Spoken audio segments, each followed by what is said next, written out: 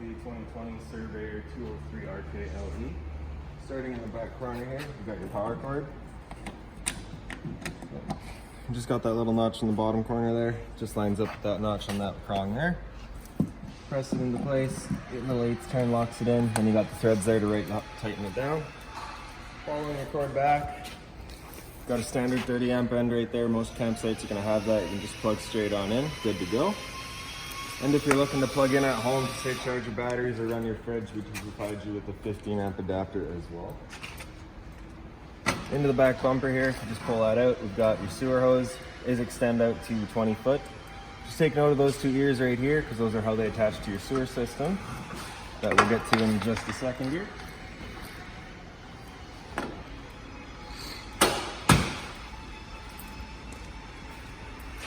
So right down here, got this cap right here, just turn that off, pull it back.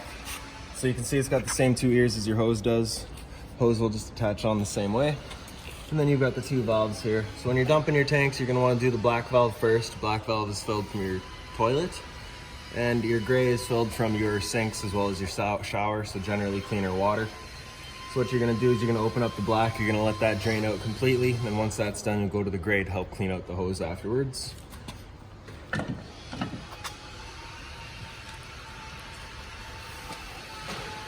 Right up here, we just got your exterior shower. So you'll get a little key, just like this one here. Stick that into there, turn it, open it up. Standard 3-foot hose, hot and cold water with the standard head. So if the dog's out getting muddy or whatever, you can spray him off before he goes inside. And then right down here on the right, we've got your black tank flush. So over time, you may notice you go to dump out your black tank and it's still reading 1/3 or 2/3, whatever it may be. What that is usually caused by is just some dirt inside the tank. So what you can do is you can just take a pressurized water hose, attach it to there, open up that black valve, turn on the water, and it'll just flush out that tank for you. In the center here, we've got your city water connection. So same water hose, stick it into there, turn it on, and it'll pressurize the water lines throughout the unit. Then on the left here is just your cable and satellite inlet. So coax cable plugs into there, fires up at your TV location. This little black part right here, if you just open that up, is just your fresh water tank fill. So you take your same water hose, stick it into there, turn on the water, and it fills up your fresh water tank. The drain for that tank is just right down here, this little cap. Just unscrew that, it drains out the tank. And then we've got your storage compartment here. So it is just held open by the magnet. Bring it up and it stays there. So this override right here is for your slide. So it just sticks through a hole in the side of the trailer, run your slide in or out. Storage compartment does see straight through. You can see a couple of things on the other side there that we'll get to in just a second. Up front in the back of that little red box is your battery disconnect. So if you're leaving the trailer for a while, you can disconnect your battery from the unit, just preventing any sort of draw from happening on it. Whenever you're towing, you want that on though. Or of course, when you're camping, plugged in, you want that on just that you are charging your battery. As for your battery, it's just in this box back here. There you go. So like I was saying, as long as you're plugged in through that short cord, that battery is charging for you. You can see right on the side, you've got the little stay put for your 7-pin connector there. Just keeps the weather out of it, keeps it from corroding. And right underneath this black cover here is your propane tanks. So standard tanks, just like barbecue tanks, you're just gonna turn it to open. As you open it up, this valve back here goes green, just letting you know that propane is present. If it were to go red, it's just letting you know that it's out of propane. At that point, you'll just take this arrow, switch it over to the other tank here, and run off of this tank while you get the other one filled. And your barbecue or the propane tank knobs there are accessible through the lid here. If you just undo these two knobs, push them back, open up, and there you go. In the front here is your tongue jack. So on the top there, we've got the little service light, and on the bottom, up and down. Little leash latch on the side there. And on the side right here, you just got the Furion solar panel attachment. So plug your Furion panel into there, charges up your battery. Furion panel does not come with the unit, it is sold separately. So here's that 15 amp adapter we were talking about earlier. So 30 amp end into here, 15 amp into your house to charge your batteries. We do also provide you with the water hose. This override right here is for your tongue jack. You just got this little flap right there, pull that back right down into the center, and you can run it up or down if your batteries were to ever die.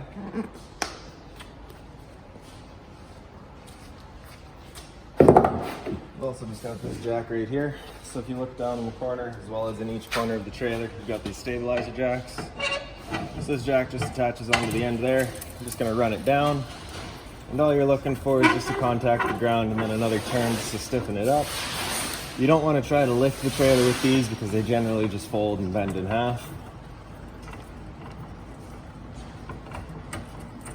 So like I was saying, ground contact and then another turn just to stiffen it up. Inside here we've also got a service light just on its own little push button. You'll find most lights throughout the trailer are just on that push button. So working our way back, you can see you've got your 2 exterior speakers here, as well as your porch lights. Back here, you've also just got your stove vent. So propane stove, of course, whenever you're using it, it is putting off fumes. So you just want to make sure this flap back here is open so that you are evacuating the said fumes. Whenever you're going traveling, just push it back into place and it locks in.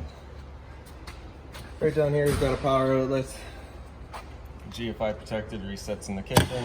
And right beside it, we've got a cable and satellite outlet. So if you wanted to have a TV out here, you've got the power to do so. And then right back here is your hot water tank. So just take that keyway there, line it up, and it pops open. Now before you ever turn it on, you just want to hit this relief valve right there. Make sure that shot of water comes out. That bit of water coming out is just letting you know that it is full and it is safe to fire it up. Turning it on with electricity, you just got a little switch down there. Turn that on and you'll get hot water with electricity. As for turning it on with propane, that switch is just inside. However, if you ever get a check light, which I'll show you in a minute, you're just gonna come out, hit that reset button right there, and that'll reset the hot water tank. In the back, you do also have the access ladder for inspecting your roof, getting up there for whatever reason. We've also got your fridge port back here, so nothing really back there for you to worry about. It is just for service. And right down here is your exhaust for your furnace. So of course, if you're ever running your furnace, you just want to make sure nothing's blocking that. It does get hot.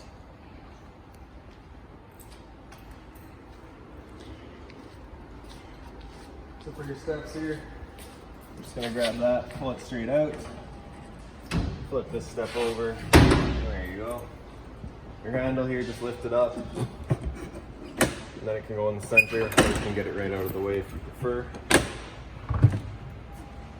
Opening up and heading on in. When you first come in, fire extinguisher right on the floor there. Standard, pull the pin, point and shoot. Up top here, got your lights. So turn the light on. It turns on all of your interior ceiling lights. Right behind it here is also your porch light.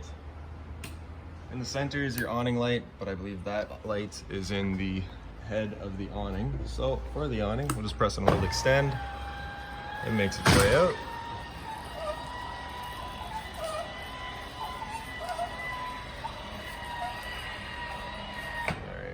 Go too much further than that. So the awning light is just in the head or the tube there of the awning. So as you were to open it up all the way, that light would basically be pointing back at you, and that's about as far open as you're looking to take this awning.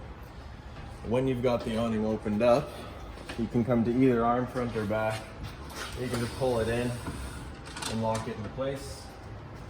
What that'll do is just changing the pitch of the awning. So if it were to rain, the rain's not going to sit on it and run off. And if you preferred that angle better because you can get more shade, you can do the same thing at either arm. Just make sure they're tightened down. There you go. So before you ever bring it back in, you want to make sure that they're loosened off and fully extended, just so that you're not bending anything. Then we'll come back inside and press and hold retract. And she makes her way back in.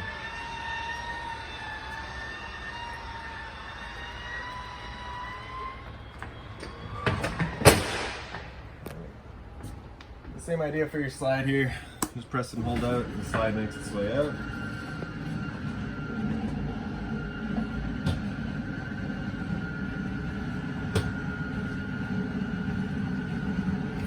Once the slide's out all the way, you'll just get a couple clicks from the motors letting you know that they are fully extended.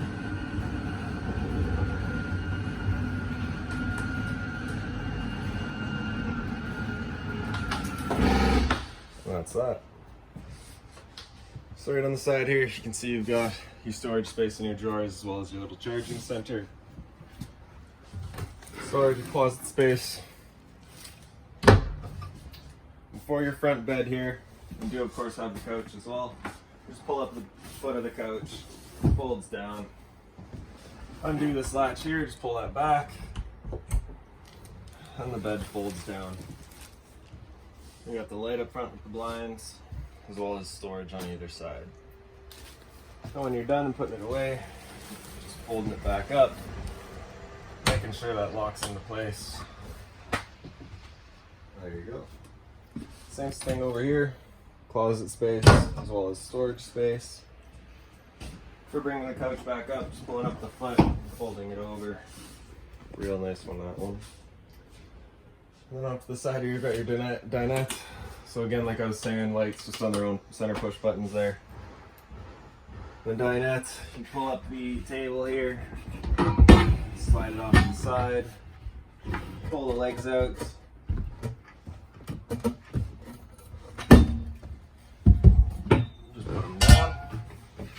And then you just got these little plastic blocks there that are going to hold up the dinette on either side. And then the back cushions will come in to fill the center, giving you your extra bed. Again, just more storage space underneath the dinette seats.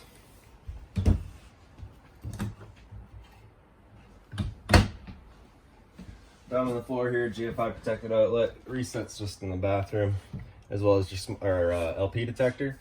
So propane's heavier than air, it'll sit on the floor. The thing works just like a smoke detector. It starts going off as soon as it detects it. So if there's ever a propane leak in the trailer, it'll let you know. And speaking of smoke detectors, that's just up here. There we go. Thermostat in the wall here. So on the left you've got power and modes. Just hit that and it'll wake up to off first, and then you can hit it again. It'll go into your fan speed. When it comes to your fan speed, I do recommend you just leave it on auto unless you're looking solely to move air, in which case you can choose high or low. Otherwise, after auto, we'll hit mode again, it'll come into cool. We'll turn on your air conditioner. And with the air conditioner going, you've basically got two different options. You can have this louver here closed, in which case it's using all of the ceiling ducts to move its air. Or you can open it up and it dumps all of its air into the living room here. So what I usually recommend is when you first get out to your campsite, you're just going to want to open that up, cool off this area as quick as you can, and then start dispersing your air. Roof vent here, just on its own knob, twist to open. There you go. We'll make our way back into the bathroom here. So the light switch just in the wall there, as well as your monitor panel back here. So on the back left here, got your water heater. Turn that on, turns on your water heater with propane. So you can see that light on right there right now. It's just letting you know that it is going to turn on. Once it goes off, the ignition sequence has started. If it were to come back on after that, it's letting you know that it hasn't fired up, and it's at that point that you'd go out and use that reset button we were talking about. So you can see that light's now gone out and back on. So it's now that we'd be going out and hitting that reset.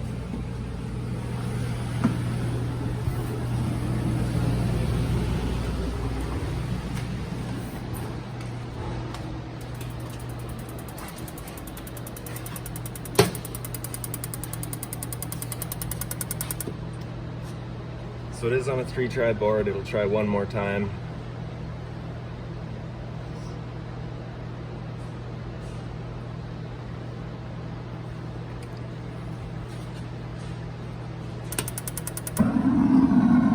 And there we go.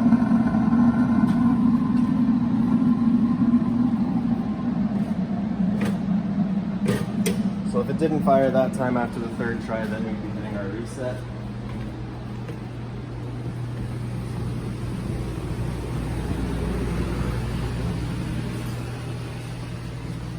now that we're done, we're just going to turn that back off. The water pump right beside it draws out of the freshwater tank. And then right up here we've got the monitor panel. So on the bottom we've got battery. So you can see we're currently C for charging, so because they're plugged in, we're currently charging. G would be good, F is fair, and L is low. Same idea for your fresh, black, and gray. So as you fill them up, you go from a third, 2/3 to full. And right above it is your heated holding tanks. So you can just turn on that switch and it heats up the holding tank. Right down here, you've got your toilet. It's the foot lever just on the side here. Sink, standard hot and cold. It's a little stop. And there's your GFI reset. So test on the bottom, reset on top. So if you ever have an outlet that doesn't work, come and make sure that light is on. And your shower. So standard again, standard shed. All the way through. Right up here, you've got your roof vent. So turn to open. Back corner is a switch, turns on the fan.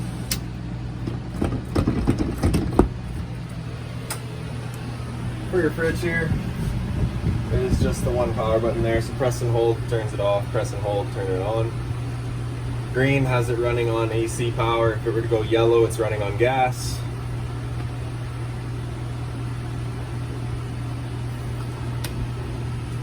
It is fully automatic otherwise.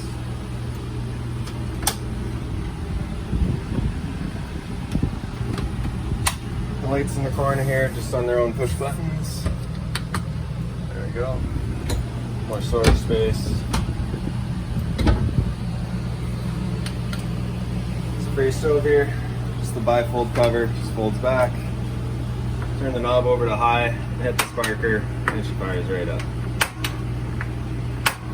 Now, the first time using it, after a while, you know, it might take a minute just to get the air cleared out of the lines. That is perfectly normal. So it's of course using that stove, or that flame there, is where you're going to be wanting to turn on that fan. Also got a light up here.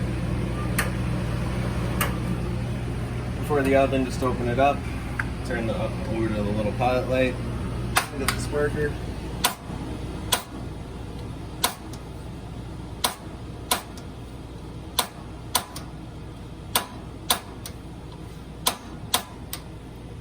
There we go. Once you get that pilot light lit, you're just going to want to hold in the knob for another second or so, and then you can release it, turn it over to your desired temperature, and she'll fire it up for you. Whenever you're done, you can just turn it down to the pilot and it'll hold the pilot light for you until the next time you go cooking. However, if you're going traveling or leaving the trailer for a while, you do of course want to turn that right off. And the little button on the side there is just all of your knob lights as well as the stove lights. Above it, your microwave just opens up in the bottom right. Fairly straightforward, not much I can teach you about that. Of course, the sink. And storage on storage below it all and above it.